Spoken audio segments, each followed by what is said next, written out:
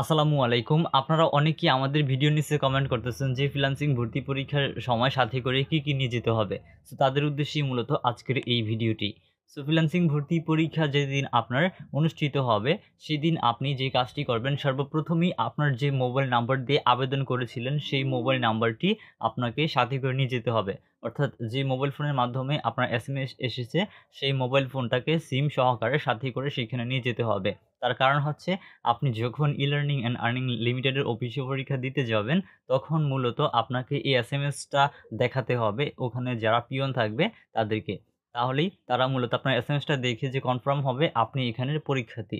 So অবশ্যই আপনাকে এসএমএসটা সর্বপ্রথমে দেখাতে হবে। এরপরে সাথে করে আপনাকে অবশ্যই একটা কলম নিয়ে যেতে হবে পরীক্ষার খাতায় লিখার জন্য। সো অবশ্যই সাথে করে একটা কলম নিয়ে যাবেন। এছাড়াও আপনি চাইলে কিন্তু সাথে করে একটা ছোট্ট খাতা বই নিয়ে যেতে পারেন, অথবা আপনার যদি নোট থাকে সেক্ষেত্রে নোটবুক নিয়ে যেতে পারেন। কিন্তু কোনোভাবেই এগুলো দেখে লেখা যাবে না। অর্থাৎ আপনি নোটবুকে যদি নকল করে নিয়ে চলে যান, সেখানে কিন্তু আপনি লিখতে পারবেন না। কারণ সেখানে কিন্তু স্যাররা গার্ড থাকবে। অবশ্যই সতর্ক থাকতে হবে আপনাকে। এরপরে আপনি পরীক্ষার হলের ভিতরে কিন্তু কোনো রকম মোবাইল ফোন বের করতে পারবেন না। শুধুমাত্র আপনি যখন ই-লার্নিং আর্নিং এর অফিসের ভিতরে ঢুকতে যাবেন, তখন আপনাকে এসএমএসটা মোবাইলটা বের করে তাদেরকে দেখাতে হবে। কিন্তু আপনি সেখানে মোবাইল বের করে লিখতে পারবেন না। সো এরপরে আপনি যখন প্রশ্নটা হাতে পাবেন, হাতে পাওয়ার পরে আপনি খুব সহজে আপনার অ্যাড্রেসগুলোকে লিখে, অর্থাৎ আপনার বেসিক ইনফরমেশন, নাম, ফোন নাম্বার, তারপরে হচ্ছে আপনার যে পরীক্ষার তারিখ, পরীক্ষার কেন্দ্রের নাম, এগুলোকে সঠিকভাবে দেওয়া হয়ে গেলে এরপর যে সকল কোয়েশ্চেনগুলো করা হবে, সকল কোয়েশ্চেনগুলোর অ্যান্সার অবশ্যই ঠিকমতো দেওয়ার চেষ্টা করবেন।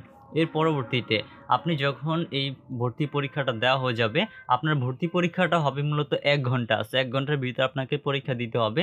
এই ১ ঘন্টা পরীক্ষার পরে, অর্থাৎ পরীক্ষার শেষে আপনি চলে আসবেন বাসায়।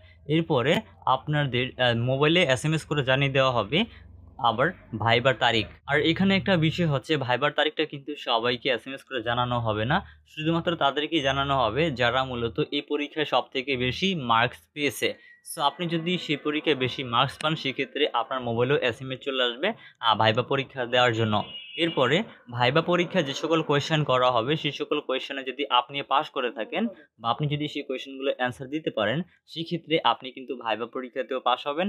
তাহলেই আপনাকে ভাইবা থেকেই মূলত মেইন সিলেকশনটা করা হবে। অর্থাৎ ভাইভাতে যারা সিলেকশন হবে, মূল নির্বাচিত তালিকায় কিন্তু তারাই এই প্রশিক্ষণটা নিতে পারবে।